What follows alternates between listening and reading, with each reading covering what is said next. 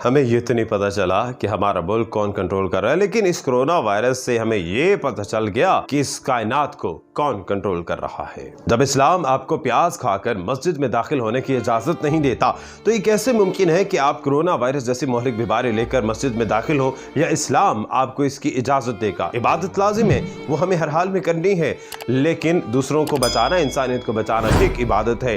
हाँ, आप 14 रोज के लिए घर में भी एतकाफ में बैठ सकते हैं। एतकाफ में बैठिए, इबादत कीजिए और अल्लाह का जिक्र कीजिए, जिसकी अशद जरूरत है कि हमें चाहिए कि इस्तिग़फ़ार करें कसरत से। लेकिन हम इस लॉकडाउन को कितना सीरियस ले रहे हैं, इस बात का अंदाजा आपको इस वीडियो में जरूर हो जाएगा। मैं इंडोर हूं, मैं एक कमरे में खड़ा हूं, लेकिन इस ऐसे कमरे में खड़ा हूं जहां बिल्कुल बराबर में सड़क लगती है, और ये कोई मेन शाहराह नहीं है, बल्कि एक छोटी सी सड़क है, एक कॉलोनी की स्ट्रीट समझ लीजिए। लेकिन यहाँ पर गाड़ियों की आमदोरफ्त अगर मेरा माइक कैच कर सकेगा तो आपको अंदाजा हो जाएगा कि जरा ये गुमान नहीं होता कि यहाँ पर लॉकडाउन है, बल्कि ऐसा लग रहा है कि वीकेंड है और लोगों की आमद-ओ-रफ्त जारी है। कभी मोटर बाइक गुजर रहा है, कभी गाड़ी गुजर रही है, कभी रिक्शा गुजर रहा है, और यूं हम लॉकडाउन को सीरियसली ले रहे हैं। तो फिर ऐसे ही हाल होगा जैसे आज कीनिया में हुआ कि वहाँ पर एक वहाँ के सो कॉल्ड जो भी हकीम थे, डॉक्टर थे, नीम हकीम थे, उन्होंने कीनिया के कुछ लोगों को कहा कि आप डेटॉल पी लीजिए, जिससे ये आपका मोहलिक मर्ज जो है ये ख़त्म हो जाएगा, यानी कि कोरोना वायरस का खात्मा हो जाएगा।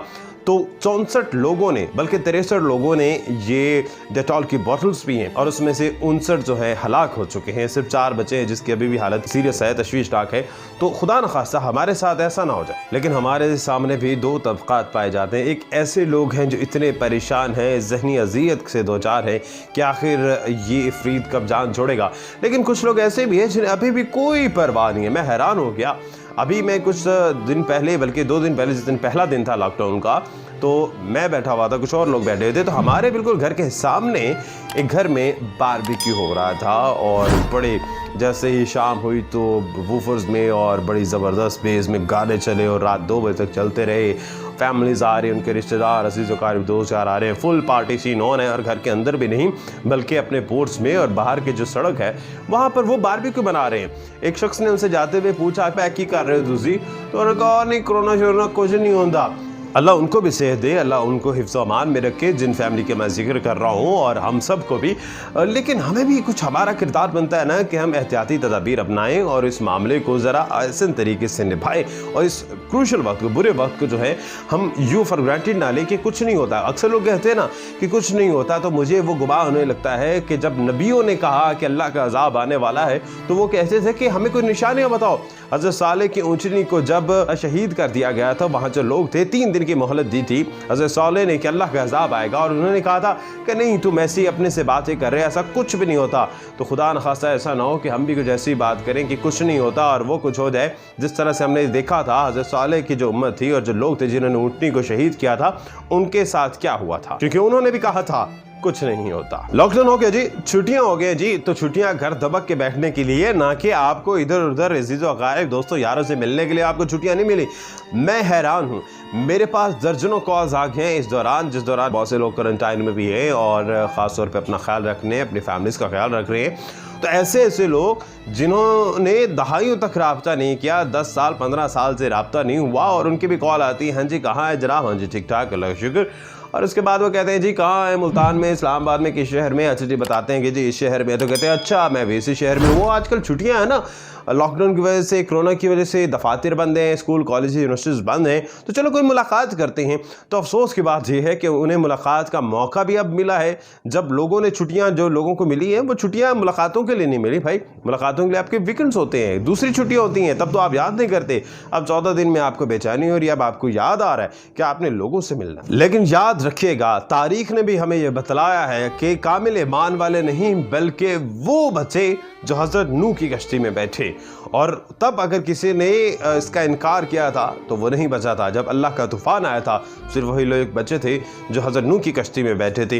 तो अल्लाह ताला हमें भी ये सकत दे कि हम उस वक्त को पहचान सकें, और इस सूरत हाल से निपटने के लिए जो तूफ़ान या एक जो अजाब या जो भी मसला, जो इम्तिहान है वो गुजरे, तो उस दौरान हमें भी वो हज़रत नूह की कश्ती नसीब हो। और अभी कभी नहीं समझेंगे तो कब समझेंगे? खुदा का शुक्र अदा कीजिए कि आपको एक मौका मिला है, मुझे मौका मिला है, आपको मौका मिला है कि हम समझें कि इंसान की क्या औकात है। वो बड़ी बड़ी तरक्की आपके सामने पड़ी हुई है, वो बड़े बड़े यूरोप तरक्की याफ्ता ममालिक, चाइना और जितने भी यूरोपियन ममालिक, अमेरिका को देख रहे हैं हम तो चले कुछ भी नहीं है, तो उन्होंने भी घुटने टेक दिए, उनको भी अभी समझ नहीं आ रही। एक ऐसा दुश्मन है हमारा जो इतना छोटा है कि दिखाई भी नहीं देता।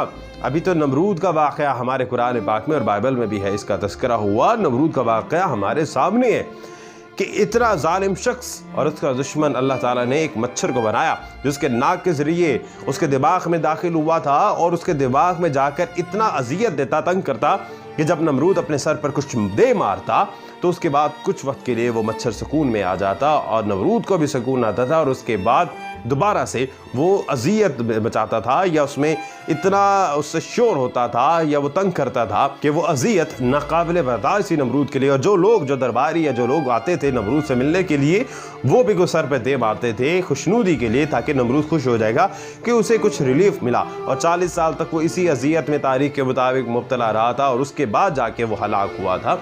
तो हमारा दुश्मन तो उस मच्छर से भी छोटा है जो दिखाई नहीं देता। तो अल्लाह ताला से तौबा कीजिए, हम सब के लिए दुआ कीजिए और हमें चाहिए कि इस वक्त को समझे जो बुरा वक्त है। इसको ऐसा ना हो कि हम अपनी आंखों से ओझल कर लें और उसको कहें कि नहीं कुछ नहीं होता। तो भाई खुदारा अपना ख्याल रखिए, अपनी फैमिली और इज़्ज़ व अकारिब और दीगर बाहर जितने भी लोग हैं उन सब का भी ख्याल रखिए। घर में रहिए, इत्मीनान से रहिए और साथ साथ अल्लाह का जिक्र करें। अल्लाह हम सब का हामी नासिर हो। पाकिस्तान जिंदाबाद।